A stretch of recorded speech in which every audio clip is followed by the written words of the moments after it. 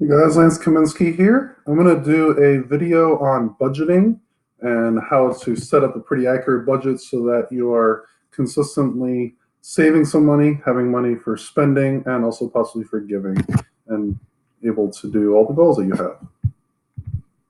So, this is a look at my budget. Right now, I'm a full-time teacher, and my wife works at Shipt. She makes deliveries for other H-E-B and other grocery stores.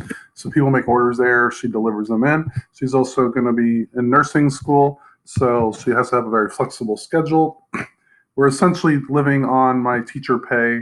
Anything in addition that she makes, we're pretty much saving to try to pay for nursing school out of pocket and not have any debt. Income is approximately 5,200 a month. That's if my wife makes 800 a month on Shipt. I did a zero-based budget, which means that the income and total expenses happens to be equal. I recommend doing it this way so you have every dollar having a plan about where they want to go. Mortgage and water, electric, home improvement, which we'll talk about later. That's just a separate fund and savings for home improvement. Approximate gas bill, internet and gym, health insurance. My wife has to pay for her separate health insurance. It's actually cheaper that way than doing it through my teacher health insurance.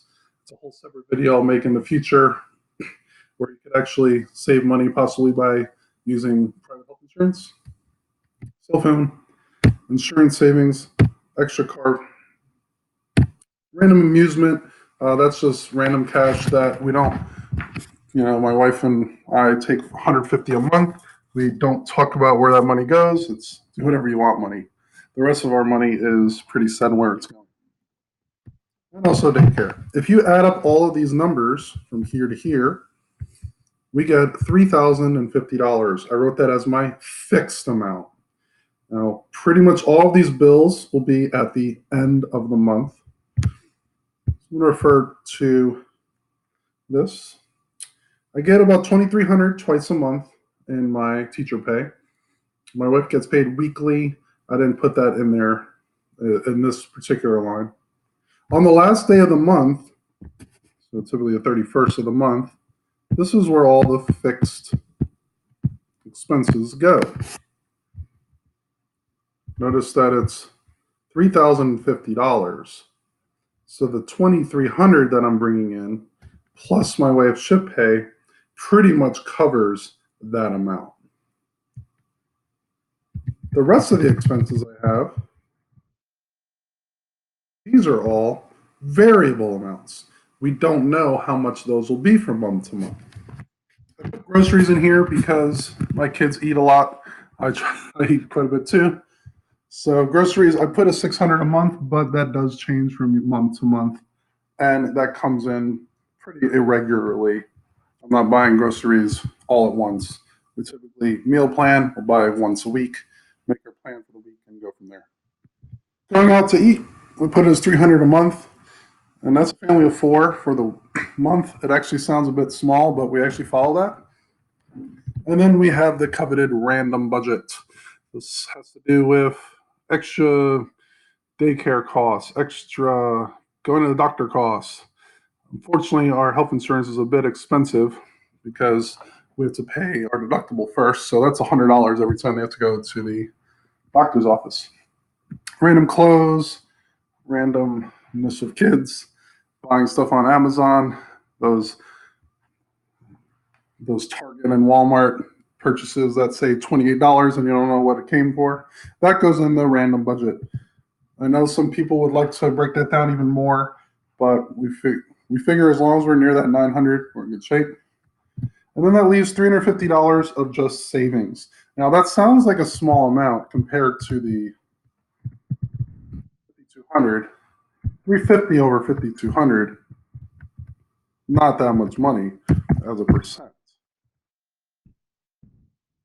Only 6.7%. However, a lot of these categories are pretty much like savings as well. Home improvement, 100 a month. Insurance savings, 150 a month. That pretty much covers any type of car insurance, life insurance as well throughout the year.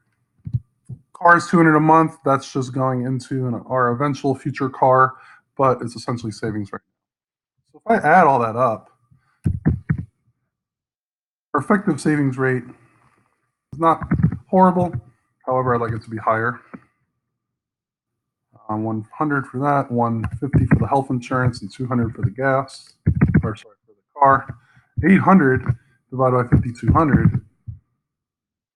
Now we're suddenly saving 15%. This is with my wife working part-time, only making 800 a month, and having to pay for her own health insurance. And ideally, 2.5 years from now, my wife will be a RN, and she'll be making much more than the 800 a month, and I'll make future videos when that happens. All right, where does my savings actually go? I opened a bank, Capital One savings account a long time ago. I like it because you can do separate savings accounts.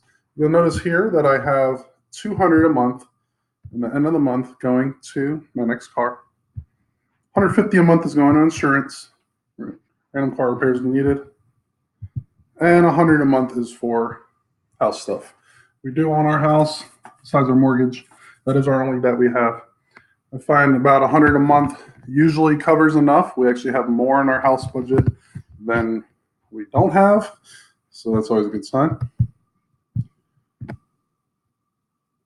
I'm going to go back to my savings accounts. So I made separate savings accounts for every possible purchase we might need. Emergency fund of $2,000. That doesn't sound like much, but we do have another $2,000 in our checking account at all times. I do have $1,000 in a separate checking account as well. I'd like to keep at least $5,000 in savings and checking when possible.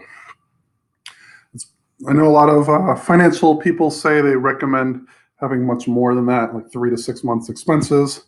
I feel that as long as you're putting money in a Roth IRA, you could take out that money tax-free, and it's like another emergency fund account. And if you actually include our Vanguard accounts, we're much higher than that.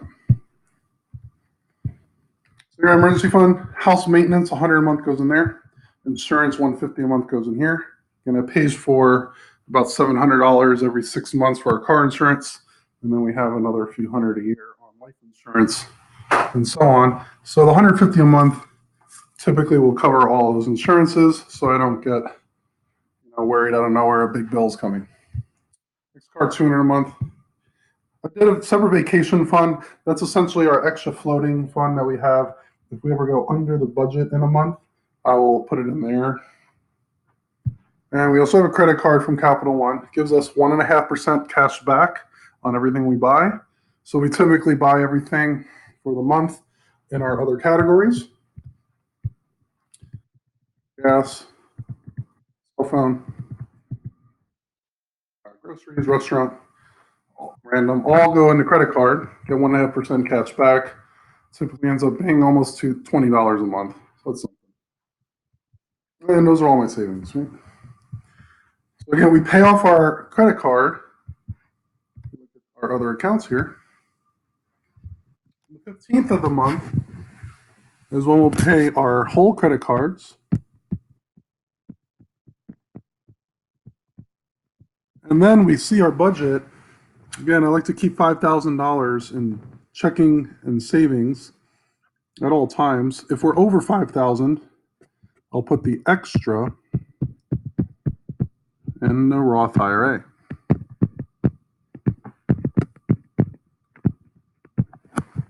In our budget on a typical month, we will have $350 going into the Roth IRA. Some months might be more, some months might be less. And based on that, we'll be able to adjust our Roth IRA accordingly. Ideally, when my wife works as a nurse, we will be maxing out both our Roth IRAs. So that's how we follow our budget. Here I wrote, keep your first mark at $2,000. UFC is a separate checking at $1,000. Emergency fund at $2,000, that's $5,000. Anything over that, we're putting $250 in for school so we can pay out of pocket, and the rest goes in Roth IRA. Also notice if our credit cards are no more than $2,000, based on all of these numbers, we're on budget. So by the 15th of the month, if I see our credit card is under $2,000,